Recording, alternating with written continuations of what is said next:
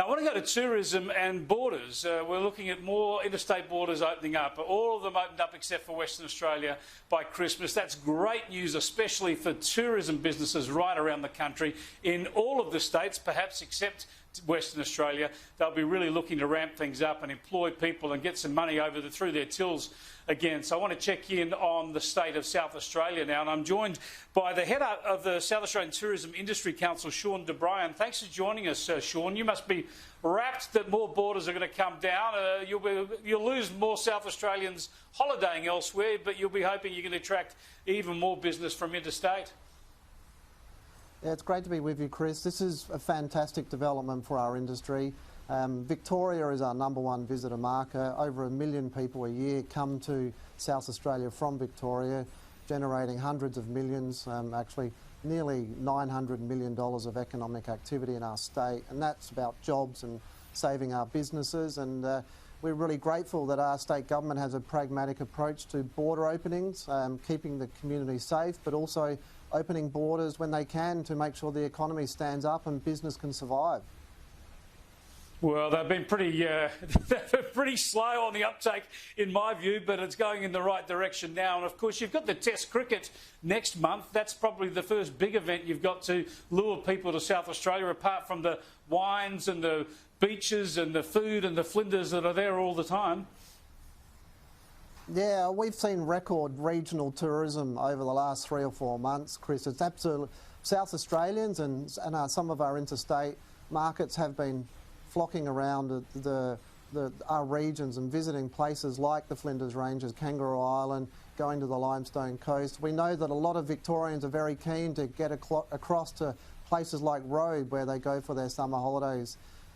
Most recently, we actually had the State of Origin NRL game here a couple of weeks ago, and that was visited by many interstate visitors. So we've got a strong event calendar. The government's doing more work to make sure that we have a really strong event calendar in 2021.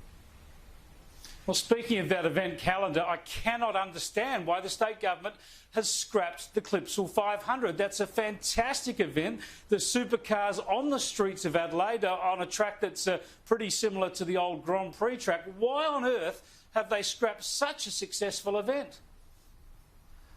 In terms of the exact numbers, we're not privy to exactly what it costs the government and what the licence fees are. They're saying that the return on investment has been diminishing over the last couple of years, and in a COVID era it's extremely difficult to hold large-scale events, particularly the 2021. So they've taken that decision. We don't see all the numbers, but what we are very keen... Surely you disagree with it. Surely that's a bad thing for Sorry to interrupt, Shaun, but surely that's a bad thing for South Australian tourism. This is a big event. It's on the national calendar. A lot of people go there. It's the time of the year when you've got the Fringe and the festival on as well. So you've got petrol heads and party heads and the artistic types all enjoying Adelaide in the autumn. And now the state government's pulled the pin on the car race. No, and you're absolutely right, Chris. There's a lot of people that are very concerned here in South Australia. There's a lot of people that love the event, and it's a Christmas present that they give to their family members. From an industry point of view, though, ultimately it's about return on investment, and so the government's telling us that the return on investment has been diminishing, and that they're very keen to work with industry to look at new events that will give a greater return on investment. Ultimately, it's about that return on investment from a tourism business point of view, creating jobs and making sure that new events will trigger even better visitation from interstate markets and better spend in those businesses. That's what we're all about. Come on, this is the South Australian government getting all snobby, isn't it? Instead of a petrolhead event, they want to pump more money into the arts. Well, in terms of what exactly the government's going to put more money into, we're not sure at the moment. There's an Illuminate event that has been announced for winter, which we think is going to be very good. There's still some detail to come out about it. But we've been assured by the government that the expenditure that was put into the 500 will be applied to new events that will generate even a better return on investment. But one of those, I'm told, is electric car races. Instead of having the thundering V8s, the Corvettes and Camaros thundering around the streets of Adelaide, you're going to be zipping around some electric cars. It'll be like going to watch the Sky Electric races.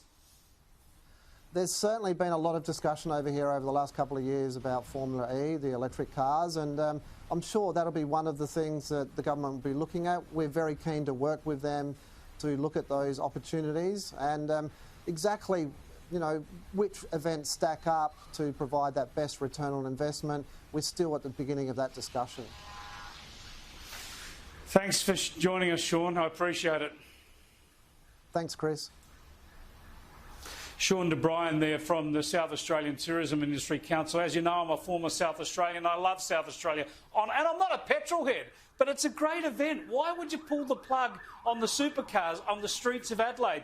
The festival fringe is on, the arts festival is on. It's a great time of the year, and they say they want to attract tourism. Honestly, electric car races, they want to go for woke tourism now. Sad stuff.